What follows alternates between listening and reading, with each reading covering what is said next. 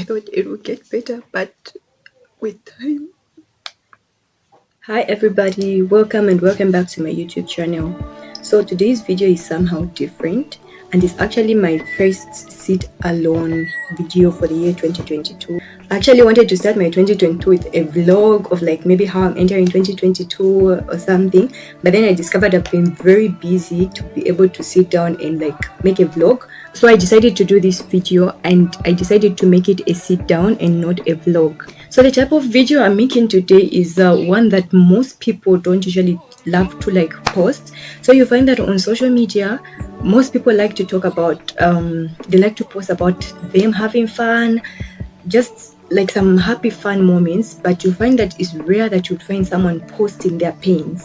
It's very easy for someone to post their joy, but it's very hard for someone to post their pain. So I'm not talking about whatever I'm going to talk about for people to grieve on my behalf or grieve with me, but I just want to talk to someone out there who may be going through the same thing that I've ever gone through, and maybe someone who's never gone through that, but sooner or later they might come back on my channel and be able to look at this video, and it might be able to help them in a way or another. So today's video is a story time. I'll be explaining to you, I'll be sharing with you how I lost my parents and how I've been coping with that, as well as what I feel like people should understand about losing a loved one. So just stay tuned.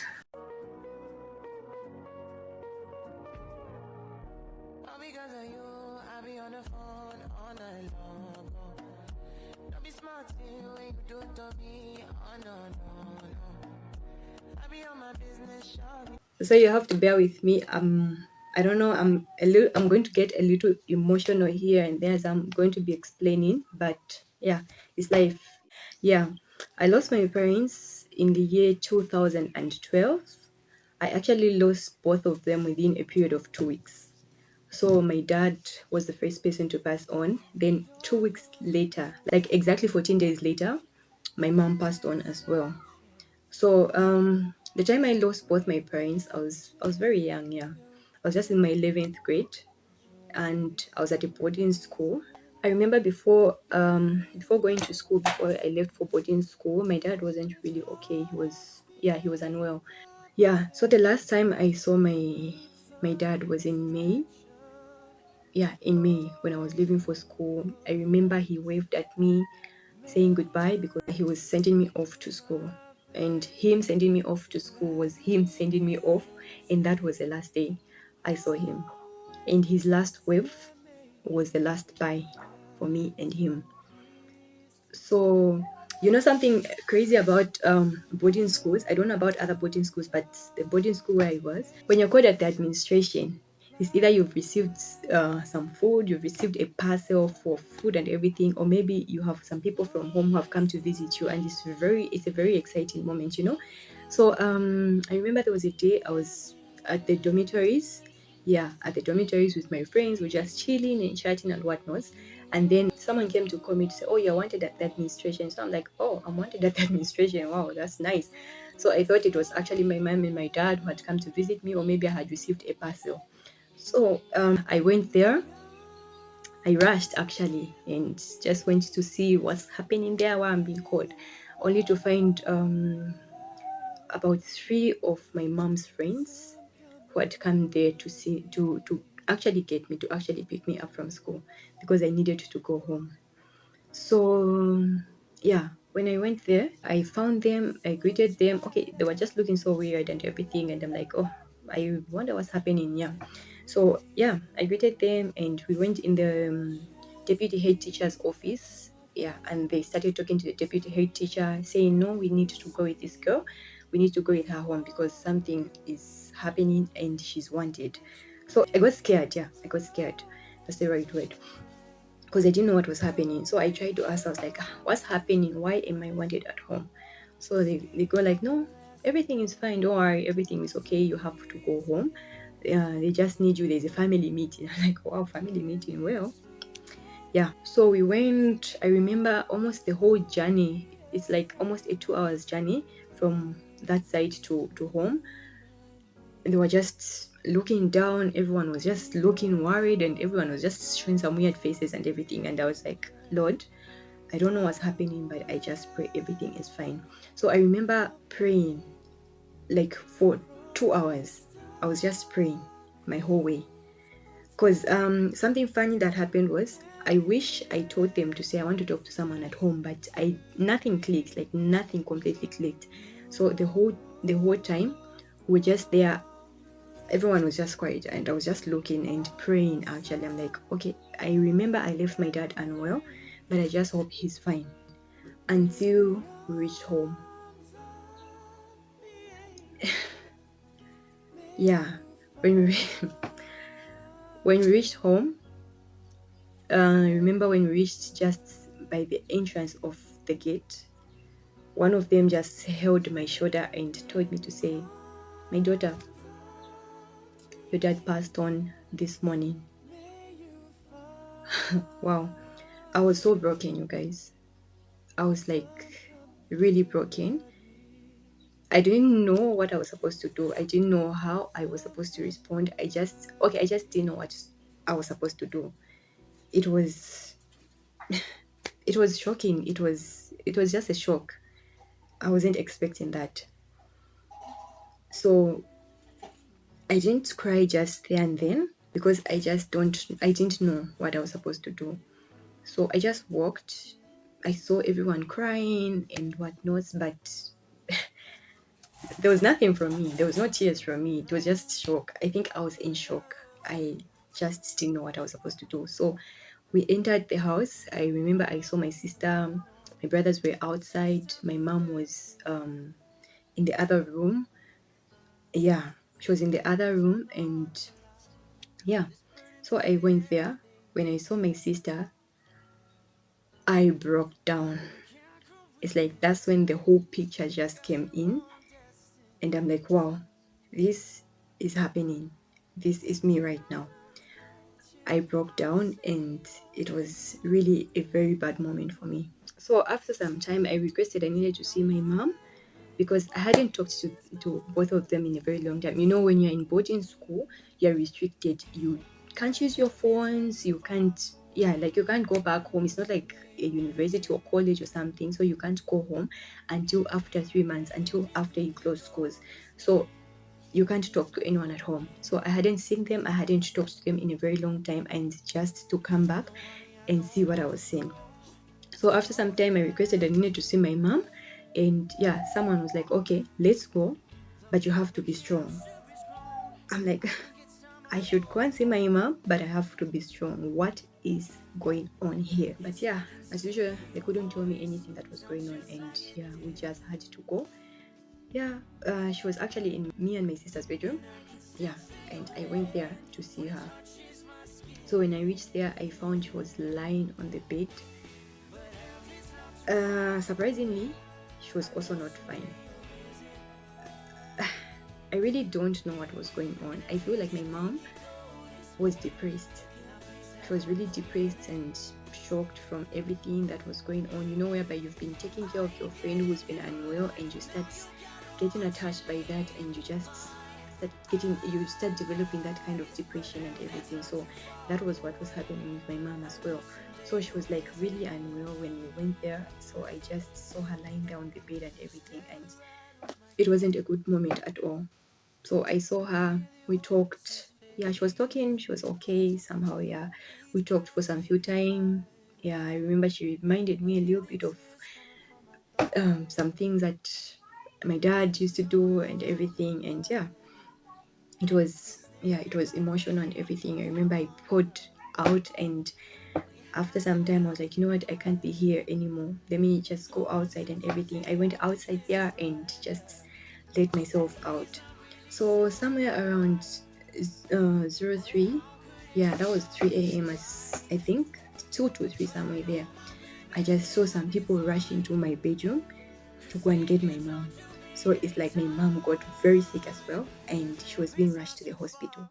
So, okay, everything that was happening around was just coming as a shock to me, because you know what? you know, a thing where I've been at school the whole time, I didn't know what was happening at home. It's like no one was telling me what was happening around home.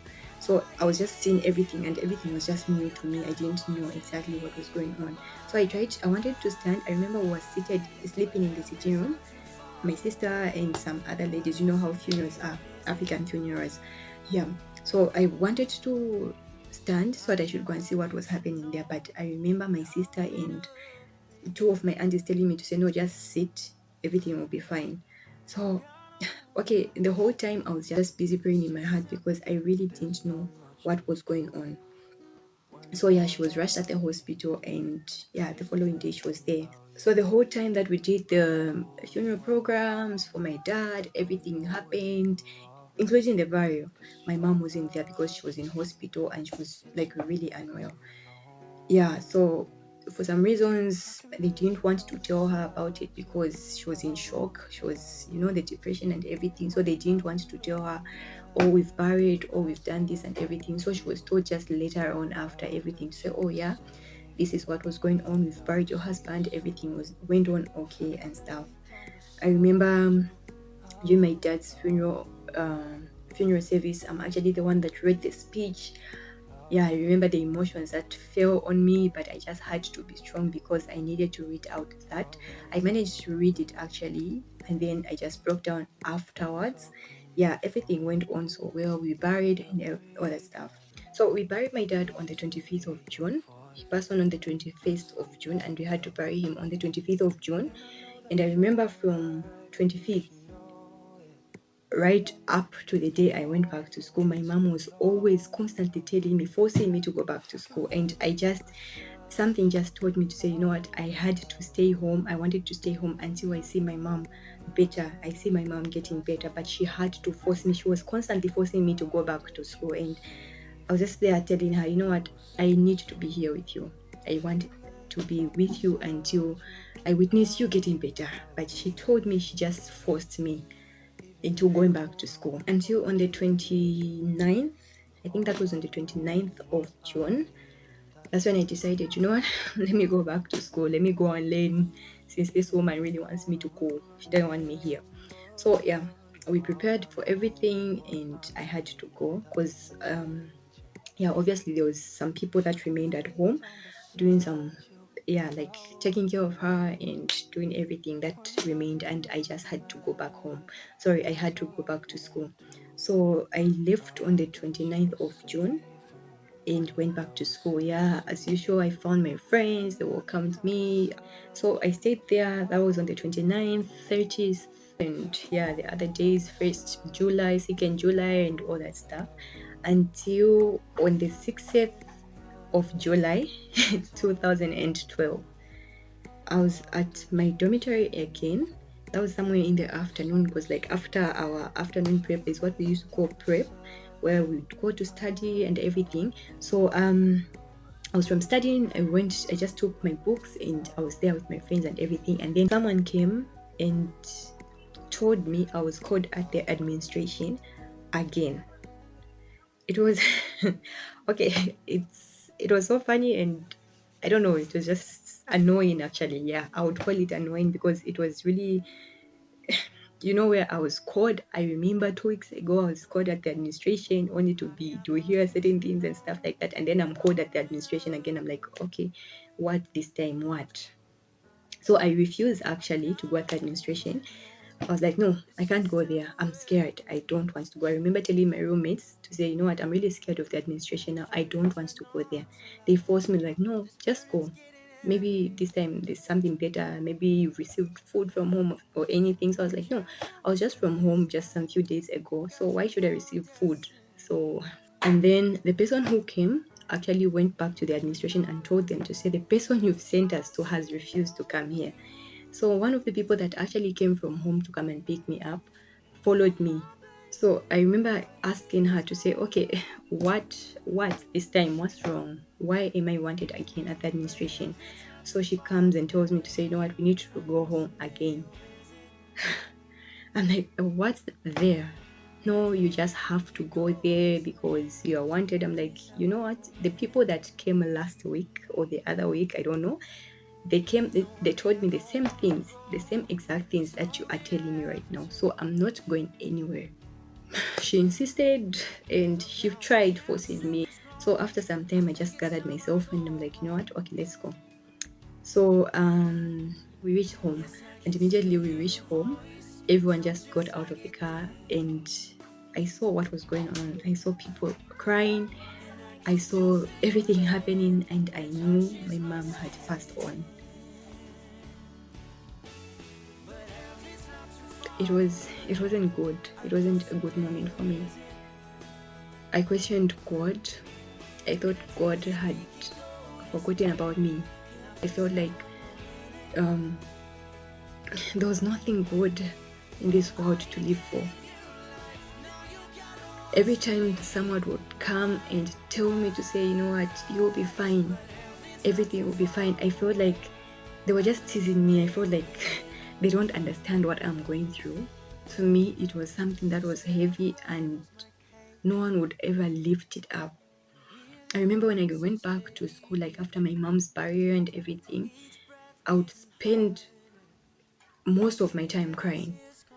When we knocked off from class and my friends went back to their dormitories, they went back to lunch and everything, I would come back to class. Instead of me going for lunch, I would go to class to cry. Most of the times they would find me when they come for the afternoon prep, the afternoon studies, they would find me crying in the classroom. That was my daily routine. I knew every this time I'm supposed to learn, this time I'm supposed to cry. That was exactly what I used to do every day, and I got used to it. So I felt like my faith was really tasted.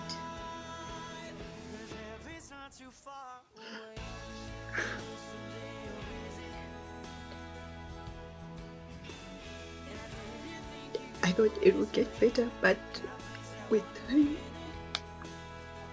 it never gets better. I felt like my faith was tested.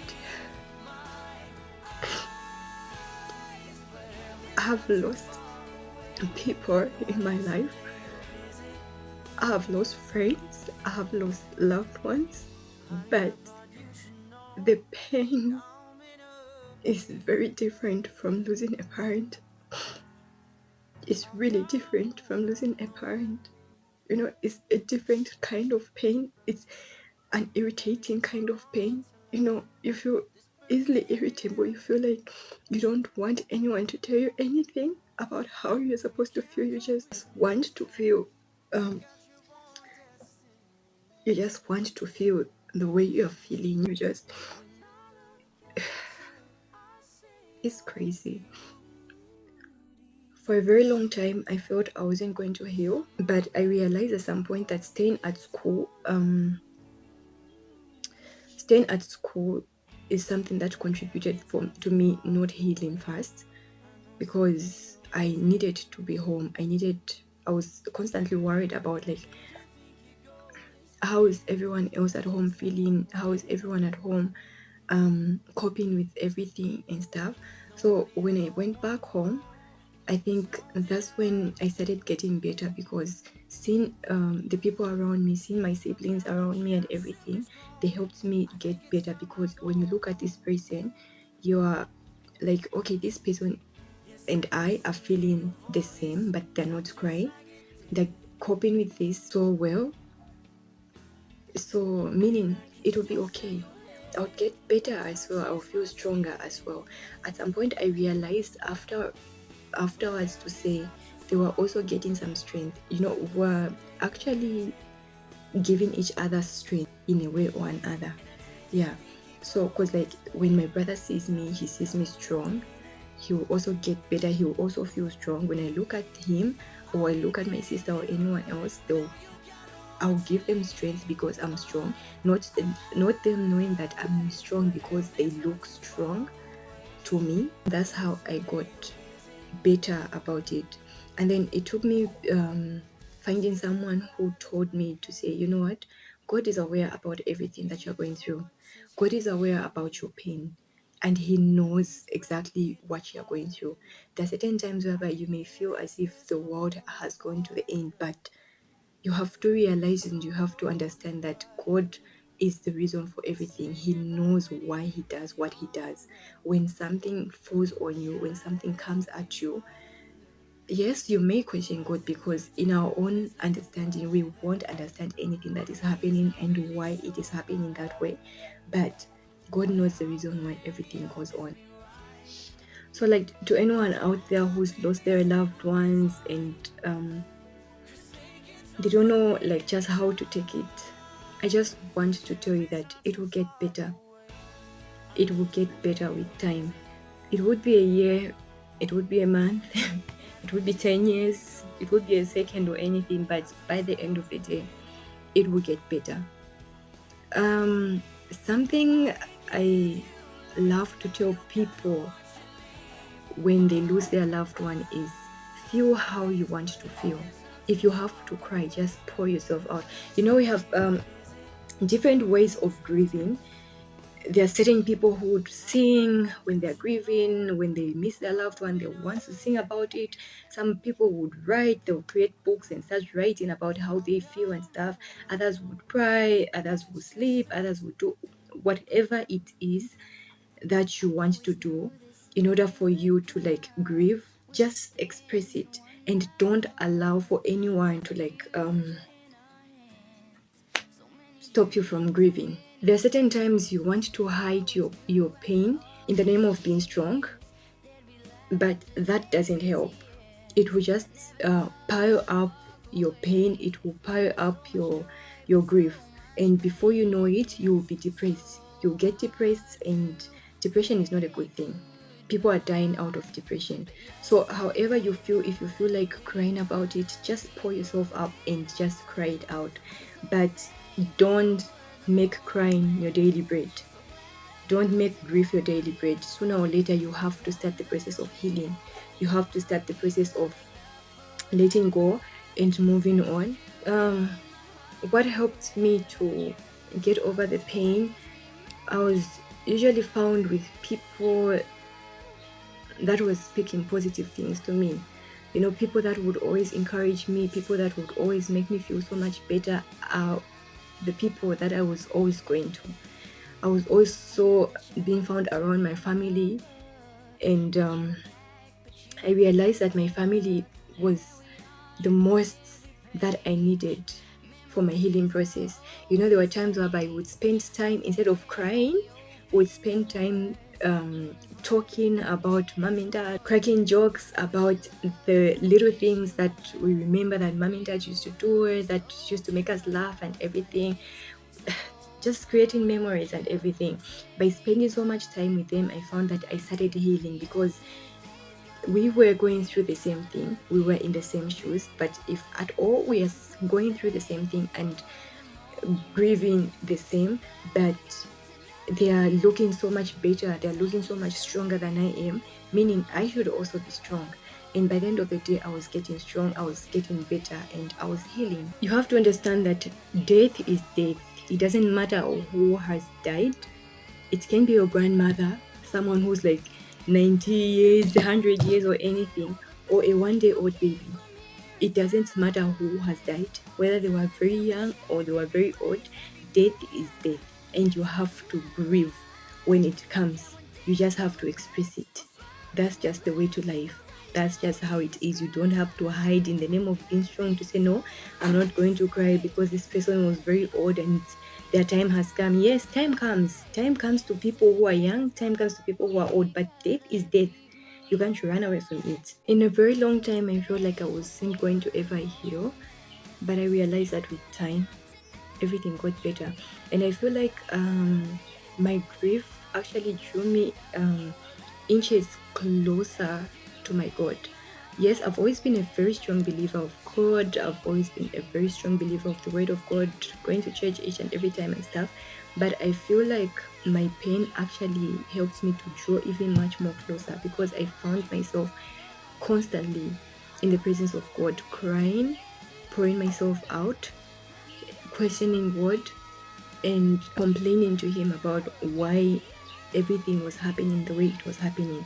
And then, funny enough, whilst I was doing that, I realized that my prayers started changing. From complaining and questioning God, I started letting go and letting God.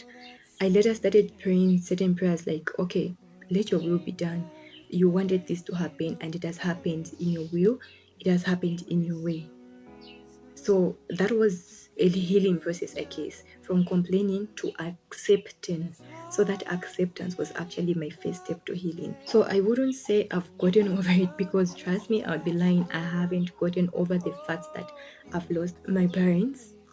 But with time, you just learn to accept. But the fact that you accept is just the way to go. That's all that's needed. You accept the situation as it is and just decide to just allow God to have his way. You need to be patient with yourself. You need to understand your the way you heal, like your healing process, how long it takes for you to heal and what makes you heal. You have to understand all that. So with that being said, we've come to the end of today's video. If you're watching and you've gone through what I've explained, anything similar or somewhat different to what I've gone through, you can comment down below and just explain to us how you managed to get over everything, how you managed to heal, so that we'll be able to teach each other, we'll be able to learn from one another, and we'll be able to teach people out there who are dealing with this kind of pain, who are dealing with this kind of hurt. And don't forget to hit the like button if you liked this video, and please, please, please, if you're not yet subscribed to my channel, kindly subscribe and turn on the notification bell so to be alerted each and every time I post a new video. To my returning subscribers, thank you so much, you guys, for always returning to my channel. Thank you very much for your continuous support. All because of you, I be on the phone all night long. Don't be smart when you do it to me. Oh no, no, no.